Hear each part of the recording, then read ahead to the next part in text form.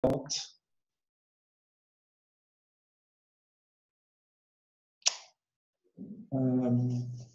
si ce n'est pas possible, voilà, merci beaucoup.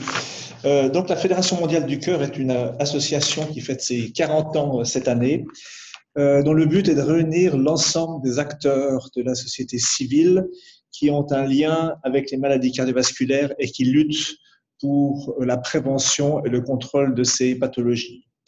Nos membres sont donc des sociétés savantes, des sociétés scientifiques, des sociétés professionnelles, des fondations qui s'occupent plus de prévention et de lever des fonds pour la recherche, et également des associations de patients. Donc, notre but, c'est vraiment de connecter tous ces acteurs et de travailler ensemble, d'échanger des informations, d'améliorer ensemble l'accès aux soins et la prévention des maladies cardiovasculaires. Nous avons un peu plus de 200 membres répartis dans une centaine de pays et notre vision, c'est vraiment la santé cardiovasculaire pour tous et c'est un droit fondamental humain et un élément crucial d'équité. Donc, nous ne focalisons pas sur une partie particulière de la planète ou un continent, mais nous essayons vraiment d'avoir une vision globale et de dire partout, quelle que soit la personne, quel que soit son sexe, l'endroit où elle vit, son âge, l'accès à la santé cardiaque est un droit fondamental. Et notre motto est en anglais « Because every heartbeat matters », en français qu'on traduirait parce que chaque battement de cœur compte. Ce qu'on veut dire là, c'est vraiment que où que l'on soit, qui que l'on soit, qu'on soit jeune ou vieux, chaque battement de cœur est important. Si on peut passer à la diapo suivante, quelques rappels sur les chiffres effrayants des décès et des maladies liées au tabagisme. Donc, comme vous le savez probablement, le tabagisme tue 7 millions de personnes par an. En ce qui concerne les maladies cardiovasculaires, c'est la deuxième cause de décès après l'hypertension, mais c'est le plus important facteur de risque qui est évitable pour les maladies cardiovasculaires. Et plus d'un décès sur 10 des maladies cardiovasculaires est directement lié à l'usage du tabagisme, soit un total de 1,7 million de décès par an. En ce qui concerne le tabagisme passif, 360 000 décès par an, et de nouveau un impact important sur les maladies cardiovasculaires. Une seule cigarette, ça vaut la peine de se rappeler, fumée par jour équivaut à 50% des risques des gros fumeurs. Donc il n'y a pas de seuil. Dès qu'on commence à fumer, on est exposé à ces risques. Peut-être un point qu'il faut la peine de se rappeler, en plus des décès, c'est toutes les souffrances. Parce que les maladies cardiovasculaires, ce n'est pas seulement un décès et on s'en va et il n'y a pas de souffrance, mais c'est des souffrances. C'est les AVC, c'est l'insuffisance cardiaque, c'est les suites d'un infarctus et les souffrances pour la famille, pour les proches, les coûts pour la société en voie d'implément. Donc, une charge de mortalité importante, mais également un impact sur la qualité de vie de nos citoyens. La bonne nouvelle, c'est qu'un an après avoir arrêté de fumer, le risque de maladie coronarienne diminue de moitié et après 15 ans, il disparaît complètement. Donc, on a quelque chose qui, dans le cas des maladies cardiovasculaires, est réversible. Diapo suivante. Si on regarde en termes de mortalité due au tabagisme, je vous ai traduit les légendes en français dessous. Donc, la première cause, c'est la maladie coronarienne, donc les artères qui sont directement liées au cœur. La deuxième cause, les AVC, donc des accidents cérébrovasculaires. Troisième cause, des maladies respiratoires, la bronchite chronique, les infections des voies respiratoires inférieures, cancer de la trachée des poumons, diabète, tuberculose. Vous voyez le total du tabac. Donc, les deux premières causes de décès liés au tabac sont des maladies cardiovasculaires. Diapo suivant. Alors, tout le monde comprend facilement pourquoi, lorsqu'on fume, on tousse et que ça puisse affecter les poumons et entraîner un cancer des poumons. C'est moins évident dans l'esprit du public, et Florence va revenir là-dessus, d'exprimer les liens qu'il y a entre le tabac et la maladie cardiovasculaire. Le lien est indirect. Donc, quels sont les mécanismes d'action? Vous avez sur la figure à droite 3 types d'interactions. Le premier, c'est tout ce qui est les goudrons et les produits chimiques qui vont directement endommager des vaisseaux sanguins, augmenter la rigidité de ces vaisseaux, épaissir la taille du vaisseau sanguin et en conséquence ralentir le flux sanguin. Vous avez un deuxième effet qui est l'effet de la nicotine qui a tendance, lorsqu'elle est inhalée de manière brutale dans une cigarette, à augmenter le rythme cardiaque et la pression cardiaque. C'est important de dire ici que les patchs de nicotine, on y reviendra, mais qui ont une diffusion beaucoup plus lente, n'ont pas cet effet, qui sont entièrement sûrs. Le dernier effet, c'est le monoxyde de carbone qui a tendance à remplacer l'oxygène sur les globules rouges, qui vont également contribuer à des difficultés en termes de fonctionnement cardiaque. Donc, ces trois phénomènes contribuent aux maladies cardiovasculaires. Voilà, diapo suivante. Vous avez encore quelques autres pathologies qui sont classiquement liées au tabac, tout ce qui est les péricardites, les maladies vasculaires périphériques, donc typiquement la circulation dans les jambes, dans les bras, qui peuvent conduire à des amputations, les dysfonctionnements érectiles, toutes les insuffisances rénales et les phénomènes de cécité comme les rhinopathies. Donc, en plus des maladies cardiovasculaires directement, vous avez un certain nombre de maladies de l'appareil circulatoire qui conduisent également à des pathologies. Ben, je vais arrêter là et je vais passer la parole à Florence Bertelletti.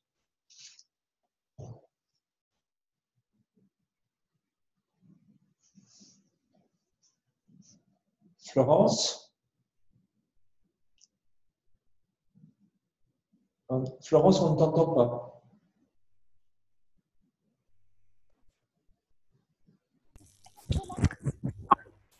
Est-ce que ça marche? Oui. Voilà. Bon.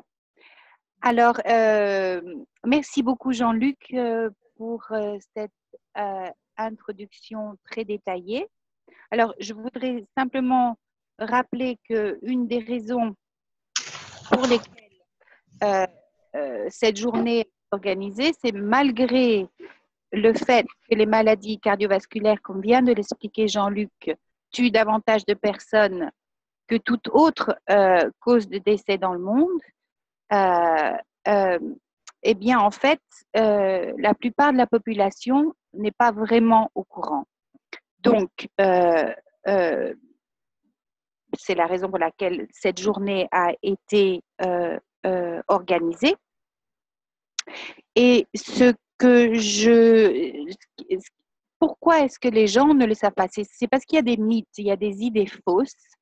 Par exemple, le tabagisme est un facteur de risque du cancer du poumon. La plupart du public le sait, mais le public n'est pas forcément au courant qu'il y a des liens entre le tabac et les maladies cardiovasculaires. Le public ne sait pas, par exemple, que fumer seulement 1 ou 2 cigarettes par jour est un grand risque pour la santé. C'est ce que aussi a expliqué Jean-Luc. Ou que, par exemple, cesser de fumer va avoir un impact pratiquement immédiat sur les risques de maladies cardiaques.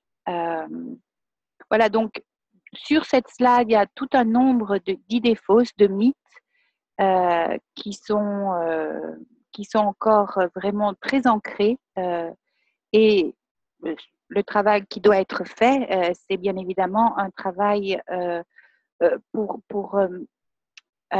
et j'espère que vous allez tous nous aider à le faire pour faire le lien entre les maladies cardiaques et bien évidemment le tabagisme. La prochaine slide. Alors ça, c'est une slide qui montre la sensibilisation au lien entre le tabac et les maladies cardiovasculaires chez les hommes dans plusieurs pays. Donc, ces données ont été faites par l'équipe de Jeff Fong, donc the ITC Survey.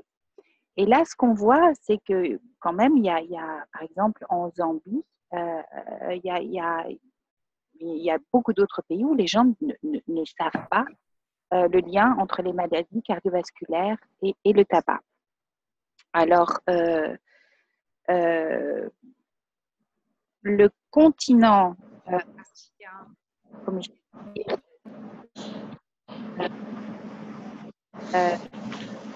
On voit que seulement 45% des fumeurs masculins savent que le tabagisme provoque un accident vasculaire cérébral en Zambie.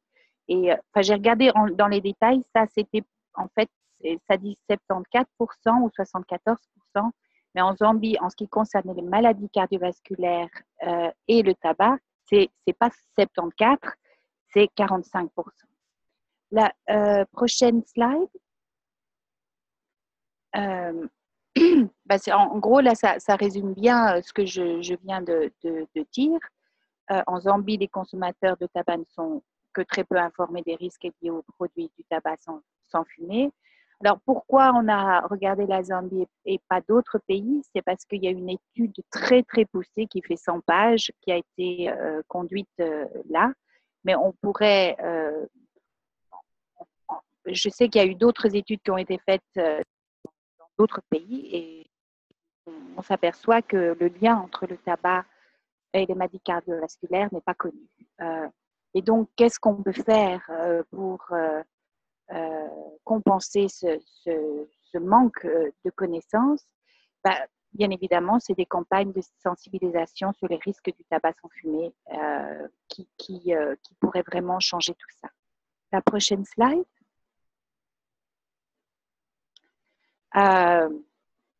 Donc là, on essaie de mettre en avant le rôle des professionnels de la santé qui ont un rôle éminent à jouer dans la lutte anti-tabac. Pourquoi est-ce qu'ils sont importants? Tout simplement parce que les professionnels de la santé jouissent de la confiance des populations, des médias et aussi des leaders d'opinion.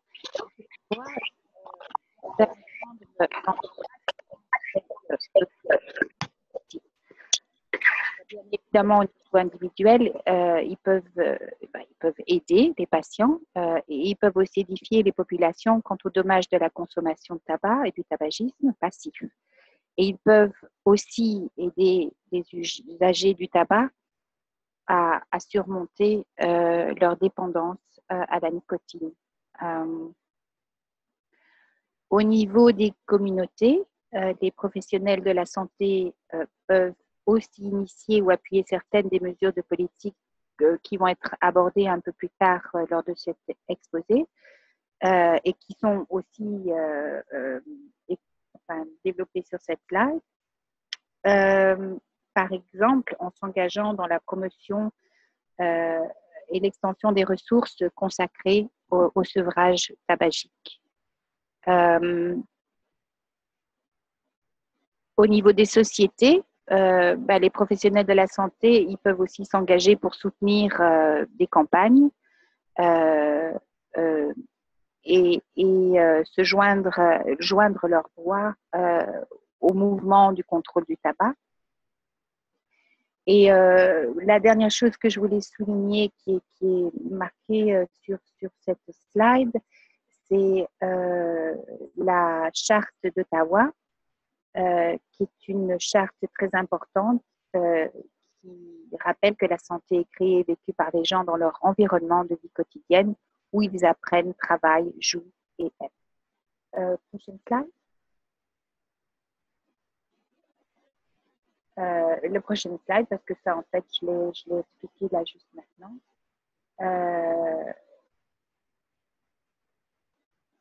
Les propositions de sevrage tabagique par des personnels de santé aux hommes fumeurs, on voit qu'il y a encore beaucoup de choses à faire à ce niveau-là et qu'il n'y a pas suffisamment de soutien. Donc ça, c'est un problème qui reste présent et il faut bien évidemment aider ceux qui sont déjà malades, en fait, qui sont déjà la prochaine slide. Mais il y a aussi d'autres solutions qui peuvent non seulement aider les fumeurs, mais surtout aider ceux qui n'ont pas encore commencé de fumer. Bon, bien évidemment, il y a la CLAT, la Convention cadre de l'OMS pour la lutte anti-tabac, et ça, je pense que Francis va en parler un peu plus tard. l'initiative de l'OMS Global Health, les 5 mesures de Empower, les meilleurs investissements pour la prévention et le contrôle des maladies non transmissibles. Et comme peut-être vous le savez, ou je suis sûre que vous le savez, il va y avoir une réunion et un rapport qui va être publié, je pense qu'il va être publié le 1er juin, sur les maladies non transmissibles, et le High Level Meeting qui va avoir lieu à New York en septembre, le 27 septembre. Il est très important de souligner que les avertissements sanitaires sur les paquets de tabac marche sont très importants, ont un rôle très important pour informer le public, et peut-être qu'un travail devrait être fait pour faire ce lien justement sur ces avertissements sanitaires entre d'une part le tabac et d'autre part les maladies cardiovasculaires. Législation sur interdiction du tabac dans les lieux publics. On a vu par pas mal d'études qu'il y a un impact immédiat sur la réduction des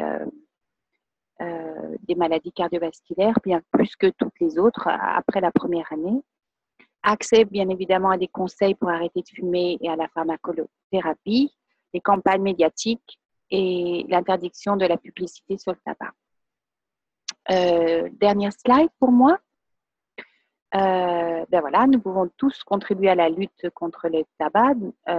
Donc, d'un côté, faire des plaidoyers, faire les gouvernements et les décideurs politiques en faveur des politiques de lutte, de législation.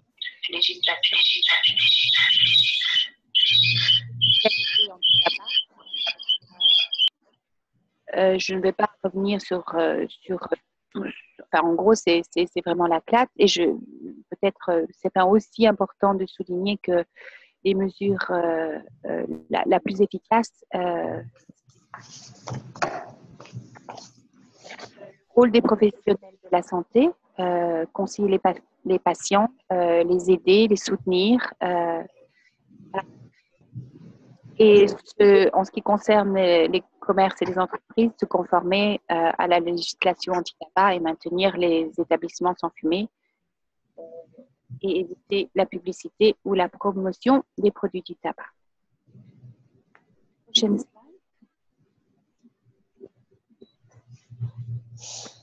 Merci Florence. Je vais donc conclure avec la dernière diapo sur la collaboration que nous avons eue cette année avec l'OMS.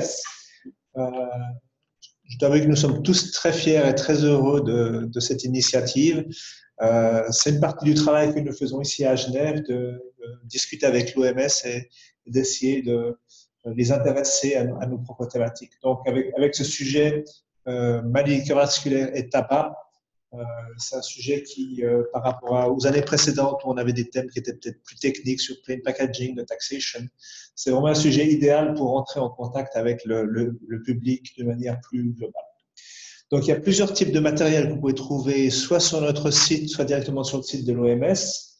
Donc, tous les bannières, posters qui sont traduits en 7 langues. Également, des exemples de messages sociaux que vous pouvez utiliser.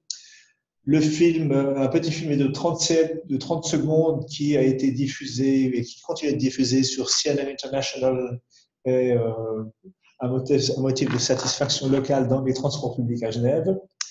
Une brochure que nous avons co-publiée avec l'OMS, CTC, sur le tabac et les maladies cardiovasculaires. Cette brochure est disponible pour l'instant en anglais. L'OMS nous avait promis qu'elle serait disponible dans les autres langues. Donc, peut-être que d'ici demain, ça sera le cas. Mais en tous les cas, dans les jours qui viennent, elle devrait être disponible. Des fiches d'information à l'attention du grand public et des praticiens que vous trouvez sur notre site. Nous avons publié 2 fiches spécialement pour cet événement. Un communiqué de presse. Et puis, ce que nous allons lancer dans les jours qui viennent, des études de cas pour mettre en vedette ce que nous appelons les héros du cœur, des personnes qui contribuent d'une manière ou de l'autre à la vente du tabac dans leur communauté, que ce soit au niveau professionnel ou au niveau familial. Et enfin, demain, pour ceux qui seront à Genève, il y a un événement officiel qui est organisé au siège de l'OMS avec plusieurs représentants politiques, entre autres un président et des représentants de la société civile. Voilà, je m'arrêterai ici. Je ne sais pas s'il y a des questions ou des commentaires.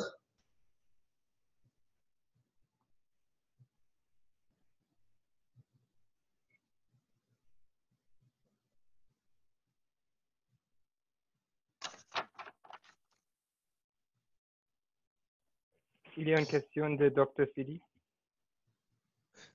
Ah, ok, merci beaucoup.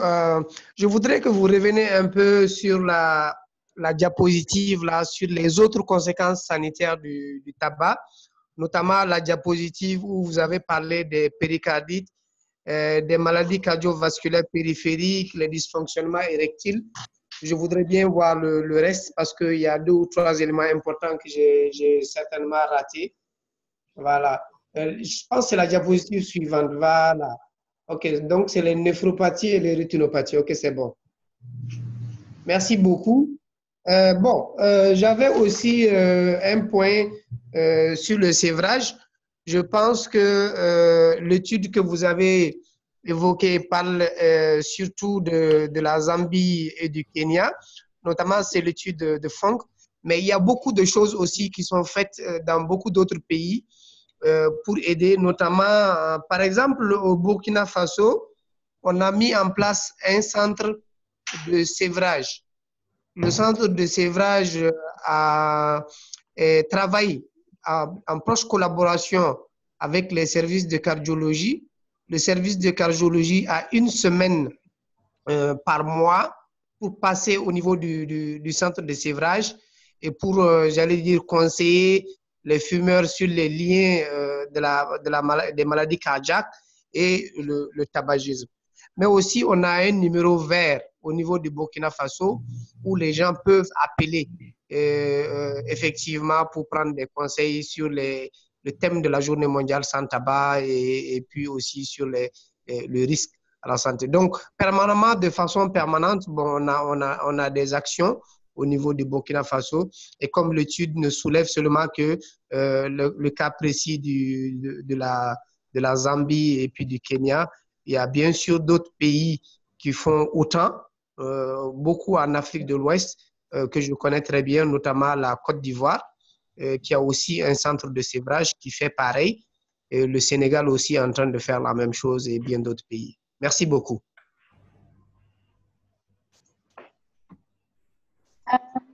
En ce qui concerne tout ce qui concerne les maladies, je vais laisser répondre Jean-Luc.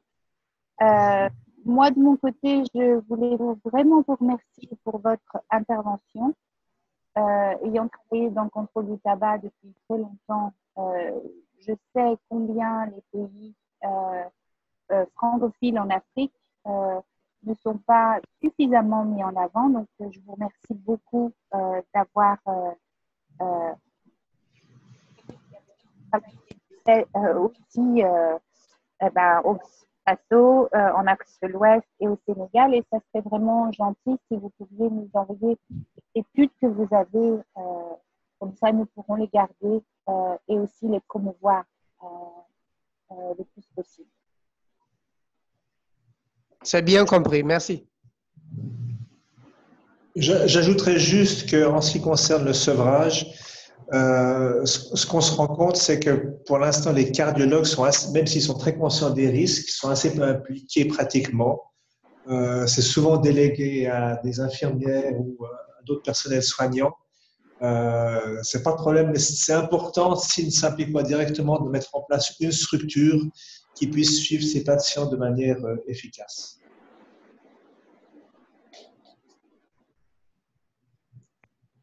Merci. J'aurais une question moi aussi, Francis, si ça ne dérange pas. Pas du tout. Oui, parce qu'en fin de compte, vous avez souligné là, que du côté de la population, il y a beaucoup de gens qui pensent que fumer, c'est à cause de cancer, mais qui ne savent pas qu'il y a aussi un lien avec les maladies cardiovasculaires. Mais j'ai l'impression qu'il y a un autre problème qui est plus au niveau des médecins spécialisés. C'est-à-dire que on a l'impression que c'est plus compliqué de convaincre les cardiologues de s'impliquer au niveau politique que, en tout cas, dans certains cas, les oncologues. que même dans la tête des cardiologues, le tabac c'est plus associé au cancer qu'aux problèmes cardiovasculaires. Est-ce que ça, c'est juste une impression canadienne? Est-ce que c'est un problème universel? Et comment vous faites pour régler ça? Jean-Luc, je veux bien répondre à la question. Merci, Francis. Je pense que c'est une réalité. Pour avoir travaillé auparavant dans le domaine de la pneumologie, je sais que dans les congrès de pneumologie, on a beaucoup de sessions sur le tabac, sur les dangers du tabac, sur la BOPC, sur le sevrage. Alors que dans les congrès de cardiologie, on aura peut-être une session, elle sera très mal fréquentée, il y aura peu de gens. Donc, je pense qu'effectivement, il y a une culture chez les cardiologues qui est très orientée technologie, pharmacologie, il y a des traitements qui fonctionnent extrêmement bien, mais que la culture de prévention, en particulier pour le tabac, est très peu développée. Et je pense que, en tant que Fédération mondiale du cœur, on a certainement une mission de communication interne, d'information interne à faire pour développer cette sensibilité et que les cardiologues soient plus impliqués à la fois dans les soins des patients, puis aussi dans toutes les activités de plaidoyer. Merci. Et si je peux continuer ce que vient de dire Jean-Luc, bien évidemment, en partenariat avec tous mes collègues à la World Heart Federation, c'est une des choses que nous allons essayer de faire ensemble, de faire pas simplement un peu de plaidoyer au niveau des politiques, mais aussi au niveau des cardiologues. Ça va prendre un petit peu de temps, mais c'est très, très important. Parfait, merci. OK. S'il n'y a pas d'autres questions, il y a aussi une question. Il y a aussi une question de Suzy. Oui, allô? Allô? D'accord, j'ai une question. Est-ce qu'on peut revenir sur la diapositive sur les idées fausses? Je vais d'abord vérifier si ce que j'ai lu est...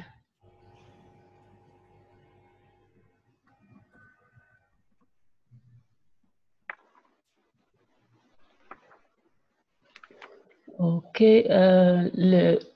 à propos du message, les hommes et les femmes qui fument ont un risque égal de développer une maladie coronarienne. Je ne sais pas en quoi est-ce une idée fausse. Est-ce que vous pouvez me donner plus d'informations? C'est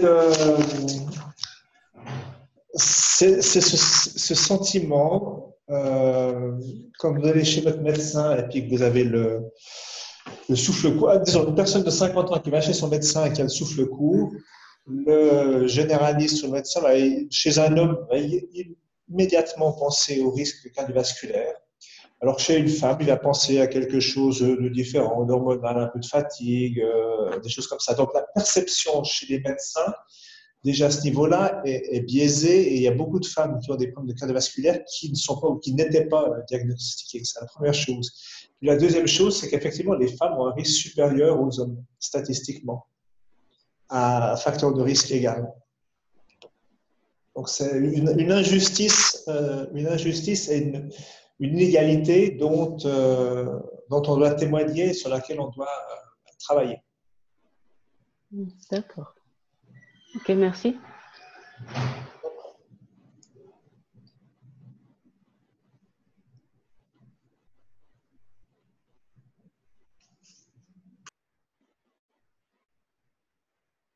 Oui, OK. Merci Jean-Luc et Florence pour cette excellente présentation. Je dirais également merci à Suzy et à Sylvie pour les questions et contributions. Alors, allons-y parler un petit peu de l'Alliance pour la Convention 4. Je suppose que cette présentation est plus utile pour ceux qui participent du côté de la Fédération mondiale du cœur. Alors, la FCA a vu le jour vers la fin des années 90. Elle a été l'initiative des organisations de la société civile mondiale qui voulaient participer activement au processus sur un accord international de contrôle du tabac. La FCA a veillé à ce que diverses organisations de la société civile ayant des compétences diverses dans le contrôle du tabac puissent prendre part à ces différentes négociations. Et grâce à cette participation très active de la société civile mondiale, nous avons aujourd'hui la Convention 4 de l'OMS pour la lutte anti-tabac, que je dois dire est le premier traité international de santé publique dans le monde. Nous continuons, la FCA continue à s'assurer que la voix de la société civile se fasse entendre aux différentes réunions d'examen du traité et surtout lors des conférences des parties à ce traité. Cette conférence des parties qui a lieu tous les 2 ans. La prochaine aura lieu en octobre 2018 à Genève. Aujourd'hui, la FCA compte environ 500 membres repartis dans plus de 100 pays. Nous avons aussi un personnel dans toutes les régions de l'OMS ainsi qu'un secrétariat à Ottawa. Diapo, s'il vous plaît. Depuis quelques années, l'Alliance a une nouvelle orientation stratégique. Cette nouvelle orientation stratégique a été développée dans l'optique de combler le fossé entre ce que les parties à la Convention 4 sont légalement obligées de faire et la réalité sur le terrain. Durant ces années, nous avons constaté, premièrement, le manque de volonté politique et deuxièmement, nous pouvons également citer le manque d'investissement dans la lutte anti-tabac, plus particulièrement dans les pays à revenus faibles et intermédiaires.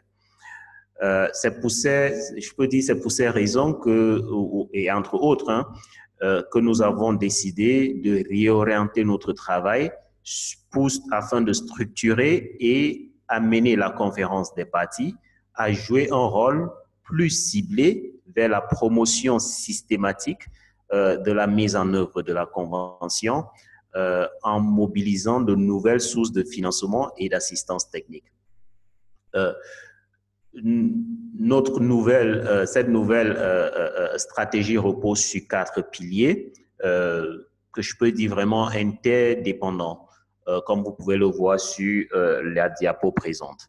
Donc, à travers le premier pilier, nous souhaitons inciter les dirigeants politiques à intensifier les efforts de leur gouvernement en matière de lutte anti-tabac et s'engager directement avec leurs pairs dans d'autres pays afin d'atteindre l'objectif mondial de réduire la prévalence du tabagisme de 30% d'ici 2025.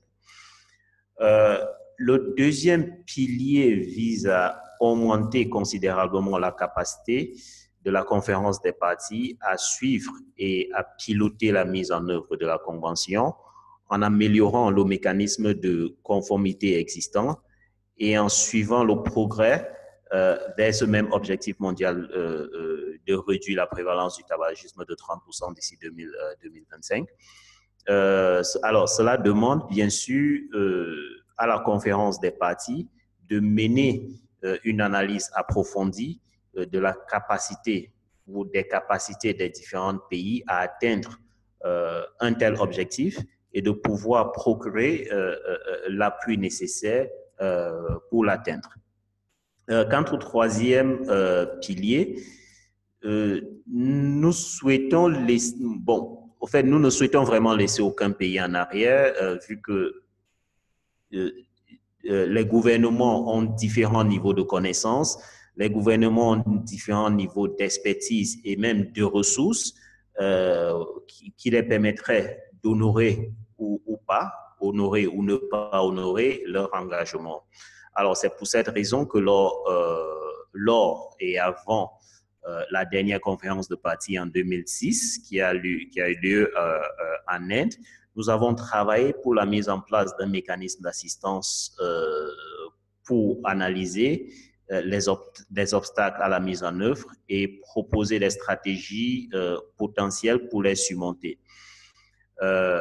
bon, je pense, lors de la troisième partie de cette réunion en ligne, mon collègue Francis vous parlera de la stratégie globale de lutte anti-tabac qui découle de ce travail que nous avons mené avant et pendant la COP en 2016. À travers le quatrième pilier, nous espérons maintenir l'élan créé par l'inclusion de la Convention 4 dans les objectifs de développement durable, et plus particulièrement en s'assurant que cette inclusion est traduite en actions palpables, pas seulement au niveau mondial, mais également au niveau national. Diapo, s'il vous plaît.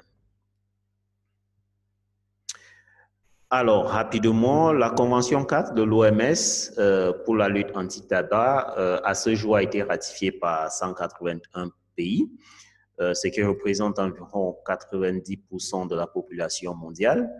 15 pays n'ont pas encore ratifié la Convention, parmi lesquels la Suisse, les États-Unis, l'Argentine. On peut citer le Malawi également, l'Indonésie et bien d'autres. Son article 4.7 demande l'implication très active de la société civile. Alors, ce qui prouve encore que la participation de la société civile est vraiment nécessaire à l'atteinte des objectifs de la Convention 4. Diapo, s'il vous plaît. Alors, pour les dispositions fondamentales, nous pouvons citer l'article 6 sur les mesures financières et fiscales visant à réduire la consommation du tabac. Nous pouvons citer également l'article 11 qui demande la mise en place des grandes étiquettes et interdit les étiquettes trompeuses. Son article 8 sur la protection des non-fumeurs, son article 5.3 sur la mise en place des politiques fortes pour protéger les décisions prises par les gouvernements contre les intérêts de l'industrie du tabac, et enfin l'article 13 sur l'interdiction globale de la publicité en faveur du tabac, de la promotion et du parrainage. Diapo, s'il vous plaît. Alors, le mouvement de lutte anti-tabac rencontre d'énormes difficultés sur le terrain. Je pense, nous sommes tous conscients. Bien que plusieurs pays aient une législation anti-tabac, ces législations ne répondent pas entièrement aux recommandations de la Convention 4. Et généralement, ceci est dû, bon, je peux dire, il y a deux raisons, principalement, il y a tant d'autres, bien sûr. Premièrement, les lacunes en matière de capacité, en matière de capacité, donc le mouvement fait face, et deuxièmement, l'ingérence accrue de l'industrie du tabac. Nous pouvons aussi citer l'insuffisance des ressources financières pour la mise en œuvre de la Convention, qui peut être due au fait que les gouvernements ne perçoivent pas le contrôle du tabac comme une priorité de santé publique. Diapo, s'il vous plaît. Je pense que nous pouvons passer cette diapo. Son contenu a été mentionné dans la diapo précédente. Merci, Micha. Alors, il est vraiment scientifiquement prouvé que les mesures de lutte anti-tabac fonctionnent. L'augmentation des taxes sur le tabac entraîne une augmentation des prix des produits du tabac et rend le produit moins accessible, surtout aux pauvres. Les environnements sans tabac protègent les non-fumeurs. L'emballage neutre rend le produit du tabac moins attrayant. Je dirais idem si un pays mettait en place une forte politique d'interdiction totale de la publicité du tabac, sa promotion et toute forme de parrainage par l'industrie du tabac. Et enfin, la mise en place des politiques pour protéger le processus d'élaboration des politiques des intérêts de l'industrie du tabac fonctionne vraiment. Il est déjà, il est vraiment, la réalité l'a déjà prouvé. Alors, pour gagner en temps, je vais passer la parole à Francis pour la suite et après, on pourra prendre des questions. Francis, à toi. Oui, bonjour, bonjour tout le monde et merci beaucoup. On change encore une fois de continent et d'accent. Juste vous signaler que si j'avais vous les difficultés à m'entendre, faites-moi signe. Parfois, j'ai des problèmes de micro. Et ça m'arrive aussi de m'emballer et de mâcher mes mots. Alors, attendez pas à la fin, posez des questions tout de suite si jamais il y a quelque chose que vous ne comprenez pas dans ce que je dis. Prochaine diapo, s'il vous plaît. Tu as un peu parlé des difficultés qu'on rencontre au niveau de la mise en œuvre de la CLAT. La bonne nouvelle dans ça, c'est qu'il y a maintenant un plan d'action qui est en train d'être élaboré, qui pourrait nous aider à régler ça. Je vous rappelle, pour ceux qui connaissent pas les processus de la CLAT, qu'il y a donc l'instance suprême de la CLAT qui est la conférence des parties.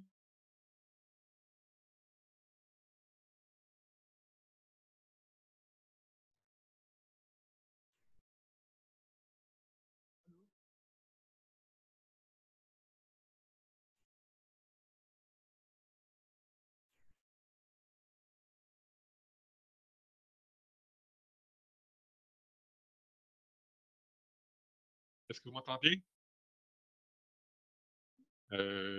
Oui, mais non, mais je pense qu'on a. Bon, moi, je t'ai pas entendu pendant un moment. OK. Je ne sais pas pourquoi, mais la connexion est coupée de mon côté. Alors, je ne sais pas qu'est-ce que vous avez entendu en dernier. Je reprends. Oui, c'est mieux. Concernant donc la conférence des parties, qui, comme je disais, est un peu l'instance suprême de la CLAT, qui s'est réunie tous les 2 ans pour voir un peu ce qu'il y en est des progrès accomplis, des obstacles dans la mise en œuvre de la CLAT et aussi élaborer parfois des décisions à propos des nouveaux défis. Nous, on surnomme ça le Parlement mondial pour la lutte anti-tabac. Excusez la faute de frappe, lutte avec 2 T. À la 7e session de la COP, donc en 2016 en Inde, on a discuté donc de la nécessité d'avoir un plan à moyen terme. En fait, on a appelé ça un cadre stratégique à moyen terme pour un peu s'assurer que la mise en œuvre de la CLAT se déroule plus rapidement. Hein? Tout ça dans la perspective d'atteindre 2 choses. On en a parlé dans le cadre de la stratégie 2020 de la FCA. Mais d'un côté, il y a les objectifs de développement durable. Et avant ça, pour 2025, donc, les objectifs qui ont été adoptés à la Santé mondiale de la santé concernant les maladies non transmissibles. Donc, de réduction de 30% de la prévalence du tabagisme. Il y a eu donc tout un processus que je vais décrire dans quelques secondes et on s'attend à ce que la COP 8 à Genève, donc en octobre, adopte ce plan-là. Prochaine diapo, s'il vous plaît. Donc, c'est quoi la stratégie mondiale? Premièrement, je souligne que pour le moment, ça n'existe pas en version française. Est-ce que ça va être stratégie mondiale ou stratégie globale? Ça reste à voir. Ça a été élaboré par un groupe de travail de la COP, donc composé surtout de partis, donc de représentants des gouvernements. On avait décidé que pour faciliter le dialogue, on allait faire un groupe plus restreint. Donc, on a choisi 2 partis par région OMS, ce qui est dans tout 12 partis.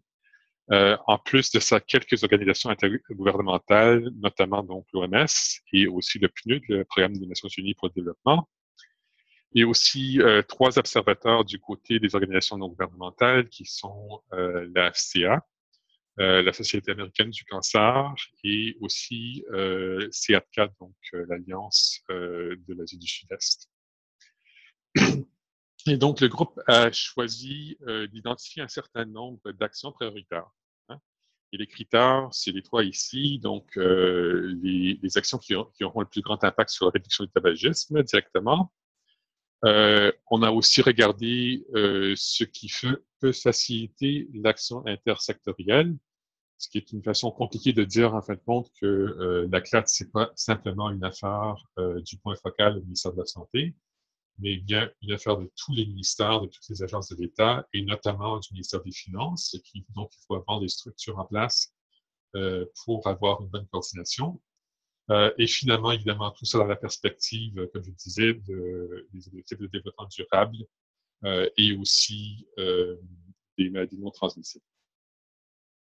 Et dans la stratégie mondiale, on parle aussi de la coopération avec l'OMS, avec les autres organisations intergouvernementales et les autres parties prenantes. Prochaine diapo, s'il vous plaît. Alors, à quoi ça sert une stratégie comme ça? Évidemment, c'est dur de parler de ça en détail sans que vous ayez vu le texte. Mais la fonction de ça, il y a plusieurs fonctions. Alors, première fonction, c'est d'être un outil de plaidoyer, y compris au niveau national. C'est-à-dire que c'est censé aussi informer et guider l'élaboration des plans nationaux. Et d'ailleurs, dans le texte tel qu'il est proposé, on dit que non seulement il faut avoir un plan national de mise en œuvre de la CLAT, ce qui est déjà en principe dans la Convention elle-même, mais qu'il faut aussi évaluer les coûts de ce plan-là. Hein? Donc, avoir un budget pour aller avec. Ça ne veut pas dire que les ressources financières y sont déjà, mais il faut au moins savoir combien d'argent ça prendrait pour atteindre les objectifs. Hein? Ce qui, dans bien des cas, serait une avancée importante. Et c'est aussi un outil de plaidoyer pour aller voir les autres ministères. Donc, j'ai déjà mentionné le ministère des Finances, mais il y en a d'autres. Donc, ça, c'est la première fonction. La deuxième fonction, c'est évidemment pour aller chercher des fonds. Hein, et ça, c'est pour la mise en œuvre de la CLAT, que ce soit au niveau mondial et national. Et le principe est très simple. Si on va voir une agence de développement et qu'on dit on a besoin d'argent pour la mise en œuvre de la CLAT, il y a toutes sortes de choses dans la convention. L'agence va vouloir savoir, mais concrètement, vous faites quoi dans les prochaines années et concrètement, qu'est-ce que ça va donner comme résultat? Donc, l'idée, c'est vraiment d'avoir ça dans un document de la COP sur lequel tous les pays vont se mettre d'accord. Et finalement, l'autre ambition de la stratégie, c'est un peu de mieux organiser la COP et le travail du secrétariat. Et ce qu'on a constaté par le passé, c'est que ça part un peu dans toutes les directions parfois. Pour des raisons légitimes, les partis veulent parler de ci, veulent parler de ça, mais que parfois on oublie un peu l'essentiel. Hein? Donc, l'idée d'avoir une stratégie accordée, c'est que on organisera l'ordre du jour de la COP en conséquence, et on commencera par les choses les plus urgentes, les plus importantes pour réduire le tabagisme. On continue. Donc, à cause du fait que cette stratégie mondiale-là s'en vient, si la COP 8, la prochaine session de la COP, constitue vraiment une opportunité rêvée là, pour réaliser des progrès concrets. Donc, ça a lieu à Genève en octobre, comme je disais. Et cette stratégie-là sera présentée pour adoption. Évidemment, c'est possible que certains pays tentent de bloquer l'adoption ou que les gens tentent de réécrire le tout sur place et que donc ce soit reporté à la COP 9. Pour nous, ce serait vraiment une occasion ratée parce que il faudrait attendre évidemment un autre 2 ans. Si on regarde un peu les dates 2025 pour une réduction de 30% de la prévalence, c'est presque demain. Donc, prochaine diapo, s'il vous plaît. Alors, évidemment, nous avons besoin d'aide pour que ce soit adapté. Et là, en fin de compte, on constate que la difficulté principale, c'est que les gens ne savent pas en détail que ça se passe. Il faut dire qu'il y a quand même eu deux ébauches de projets de décision qui ont été envoyés déjà aux partis pour consultation. une fois, je crois, au mois de février, et une autre fois au mois d'avril, mais là, c'était très court, et dans le deuxième cas, il n'y avait pas de traduction aux autres langues.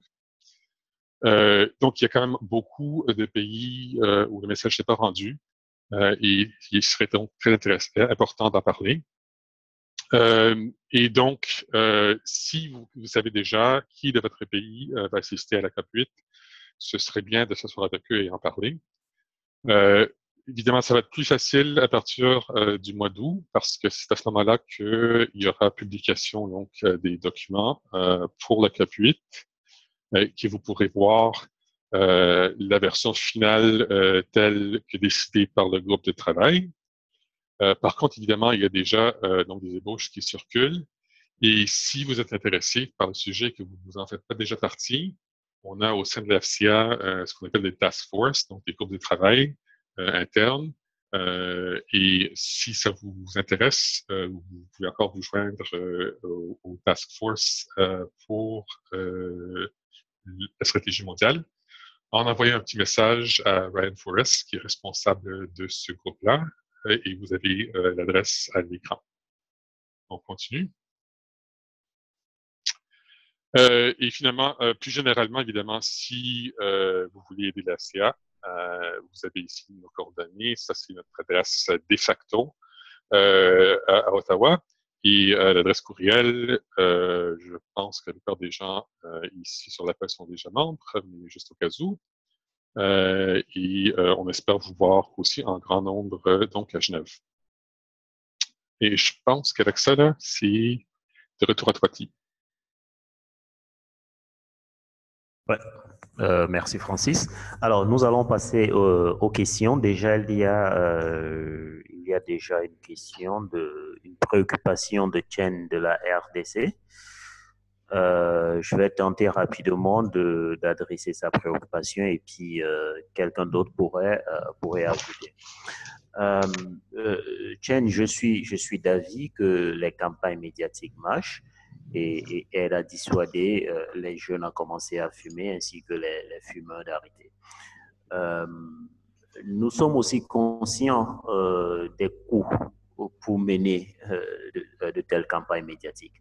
Et une des difficultés de la mise en œuvre de la Convention, non seulement dans nos pays en voie de développement, où nos pays à revenus intermédiaires, pauvres et à revenus intermédiaires, c'est aussi le cas vraiment au niveau global. Le manque de financement pose un véritable problème et le coût des campagnes médiatiques sont vraiment énormes. Généralement, si nos pays, s'il y a une volonté politique de mise en œuvre de la Convention, ces coûts pourraient vraiment baisser. Donc, quelquefois, nos actions, ce que nous essayons un peu d'encourager aux différents pays, c'est de voir comment générer une volonté politique, bien que difficile, quitte à ce que le gouvernement puisse également contribuer à la mise en œuvre de la Convention. Parce que c'est à travers, par exemple, une signature d'un accord entre le ministère avec le ministère de la Communication, ces coûts de campagne médiatique peuvent vraiment être vus à la baisse. C'est un problème non seulement en RDC, c'est un problème vraiment, c'est un problème global, c'est un problème africain. Les rares pays qui ont déjà eu l'opportunité de mener de telles campagnes ont eu des résultats très positifs. Alors, moi, je dirais, mobilisons-nous pour essayer de générer une volonté politique de mise en œuvre de la Convention 4. Je ne sais pas si quelqu'un d'autre a quelque chose à ajouter par rapport à cette préoccupation.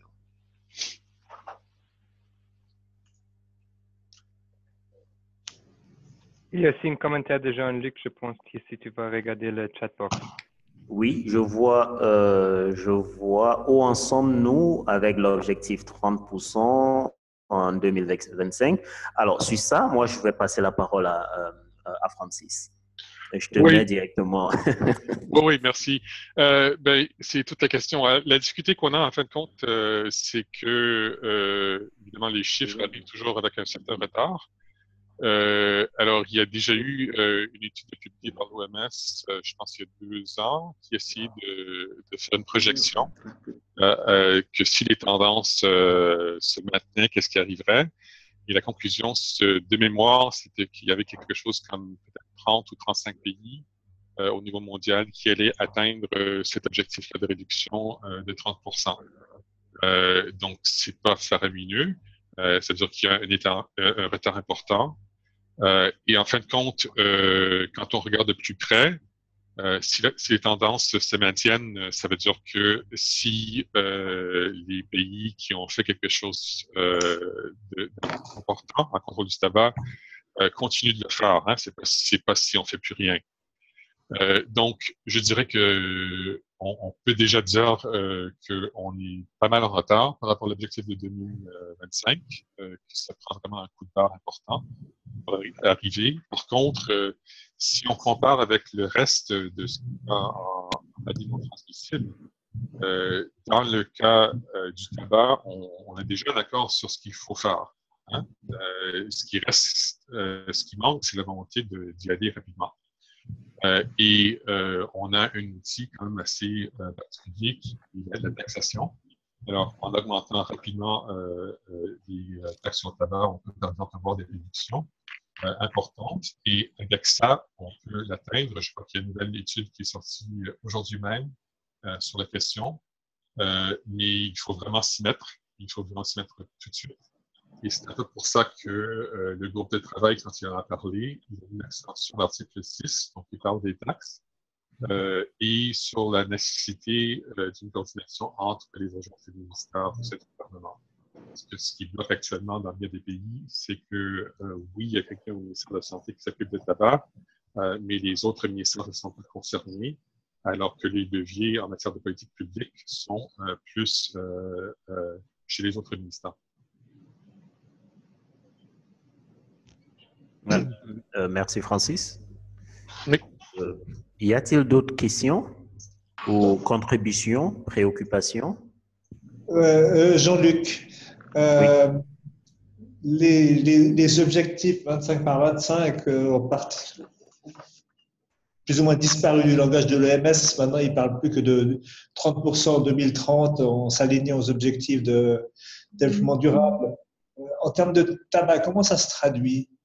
Est-ce qu'il y a des éléments chiffrés qui ont été réalignés ou est-ce qu'il y a des éléments dans les développements durables sur lesquels on peut se baser pour étendre la lutte anti-tabac? Oui. Bon, alors ça, c'est une question un peu compliquée dans le cas de la CLAT parce que, donc, même si j'ai parlé juste des objectifs de développement durable et des objectifs des maladies non transmissibles, en fait, il y a un troisième objectif qui est l'objectif que la COP s'est donné. Mais ce que la COP a fait, en fin de compte, c'était s'aligner sur l'objectif 2025 des maladies non transmissibles. Alors ça, c'est encore une décision de la COP qui est encore en vigueur. Donc, dans la stratégie mondiale, en tout cas la dernière version que j'ai vue, ça parle encore de ça, puisque c'est un objectif accordé par la conférence des parties. Alors, ça se peut que, oui, l'objectif côté maladies non transmissibles semble un peu disparaître du paysage au niveau de l'OMS. Au niveau de la COP, pour le tabagisme, ça semble rester, à moins qu'il y ait un changement. Mais bon, par rapport à ce que ça veut dire pour le tabagisme, je pense pas qu'on ait un calcul tout à fait clair là-dessus. Sauf que il semble y avoir, puisque les objectifs de développement durable, ça parle de réduction de la mortalité prématurée. Hein? Et donc, il y a plusieurs experts qui ont dit qu'en fait, il faudrait faire beaucoup plus sur le tabac pour avoir des moindres chances d'arriver à atteindre cet objectif-là pour les maladies non transmissibles pour 2030. Mais tant qu'il n'y a pas un chiffre en matière de prévalence, je pense que ça va être un peu difficile de dire plus là-dessus. Je signalerais juste que l'autre chose dont nous, on parle depuis un certain moment, c'est que la prévalence en tant que telle, c'est bien beau pour mesurer ce qu'on a fait par le passé. Mais la prévalence qu'on publie aujourd'hui, les chiffres qu'on publie aujourd'hui sur la prévalence, reflètent la prévalence d'il y a 1 an, 2 ans, 3 ans, selon des enquêtes. Et ça reflète plus les actions gouvernementales d'il y a 5 ans ou 10 ans ou peut-être même 15 ans. Donc, en termes d'imputabilité, de responsabilité politique, ce serait peut-être plus intéressant d'avoir aussi une façon de mesurer ce que le gouvernement actuel fait. Okay? Et donc, une des possibilités dont il a été question à un certain moment donné, c'est de publier des chiffres sur les prix, puisque c'est quand même le plus important. Donc, pas juste le prix, mais l'affordability en anglais, là, donc voir en fin de compte si le prix a augmenté aussi rapidement que les revenus. Et ça, je pense que c'est encore quelque chose dont on va débattre à la COP, parce que c'est un peu ce qui nous manque actuellement, c'est de pouvoir dire rapidement qui fait bien dans le domaine du contrôle du tabac, dans la mise en œuvre de la CLAT. Ce qu'on a, c'est Empower, mais pour mesurer les taxes, c'est moins évident. Une réponse longue à une question importante. Ouais, merci Francis. Je pense que tu es généralement le meilleur à répondre à ce genre de questions, quoi. Alors, est-ce que quelqu'un d'autre aurait de contributions ou de questions? Si, juste une toute petite contribution en annexe de celle de Francis pour dire que dans la région de l'OMS Europe large, il y a eu un certain nombre de projections qui ont été faites pays par pays pour voir si les pays allaient atteindre cet objectif de moins 30%, et qu'il est clair que les pays qui pourraient y arriver, c'est les pays qui ont une politique fiscale élevée, et que les autres sont loin derrière. Voilà. Il y a eu un certain nombre d'études qui avaient été présentées à une réunion à laquelle j'avais assisté il y a 1 an. Il y a plein de pays qui n'ont pas atteint leur objectif, mais il y en a qui vont l'atteindre parce qu'ils ont une fiscale assez haute dans la région Europe at large. Voilà. Oui, effectivement. Et je veux dire, c'est un peu ce qu'on constate un peu partout au monde, hein, que quand on se donne des objectifs qui sont relativement à court terme, comme sur un horizon de 2025 ou 2030, la fiscalité, c'est vraiment l'élément essentiel. Parce que les autres mesures de la CLAT sont très importantes, mais ont souvent des effets plus sur le long terme. Alors, mettons l'interdiction de la publicité. Un des impacts principaux, évidemment, c'est de diminuer l'initiation au tabagisme. Ce qui a un impact à terme sur la prévalence, mais évidemment, c'est pas la même chose qu'une hausse des taxes qui fait que les fumeurs actuels arrêtent de fumer en grand nombre. Hein? Et bon, c'est pour ça qu'en se fixant des objectifs comme ça, c'est évidemment très bien. Mais ce qui vient avec, en fin de compte, c'est qu'il faut se concentrer sur ce qui est efficace à court terme. Ce qui est un peu malheureux dans tout le processus, c'est pas juste pour le tabac, c'est pour, je dirais, en général, pour les maladies non transmissibles, c'est qu'on se fixe des objectifs, mais on ne parle pas en détail de ce que ça prendrait pour atteindre ces objectifs-là. Or, dans le cas du tabac, c'est pas sorcier à calculer. Là. On pourrait vraiment, pour chaque pays, calculer ce que ça prendrait.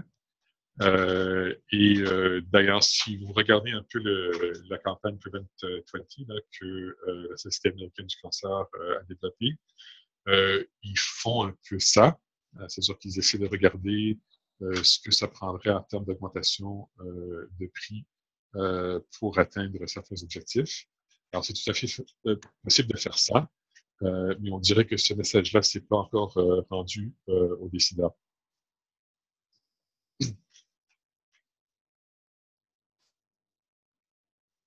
Ouais, merci Francis et Florence. Une autre question de Dr. Sidi? Oui, Sidi.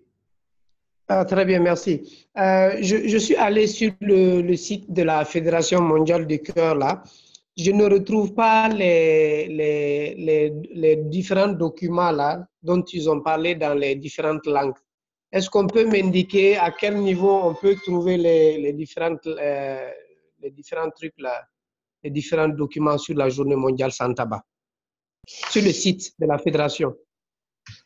Je suis en train de rechercher. Je vous enverrai le lien dans Messenger. Comme ça, vous trouvez directement. Mais c'est juste un instant, il faut que je le retrouve.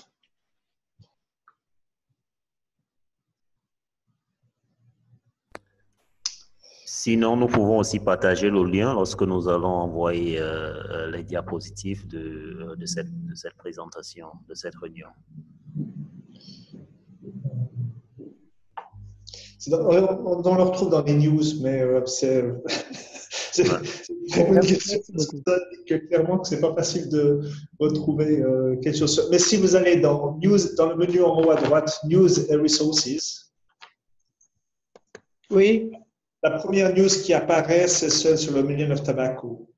Et là, vous retrouvez toutes ces informations.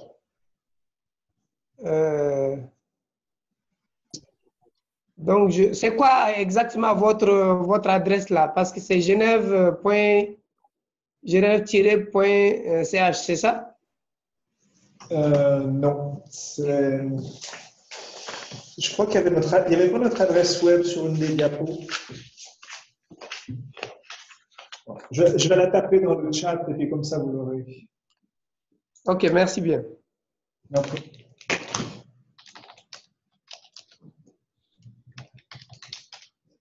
Donc, parlant des sites web, je vous invite également à visiter le nouveau site de la FCA qui vient d'être lancé. Visitez le site et n'hésitez pas à nous envoyer un message si vous avez des questions ou commentaires. Merci. Ok, merci beaucoup.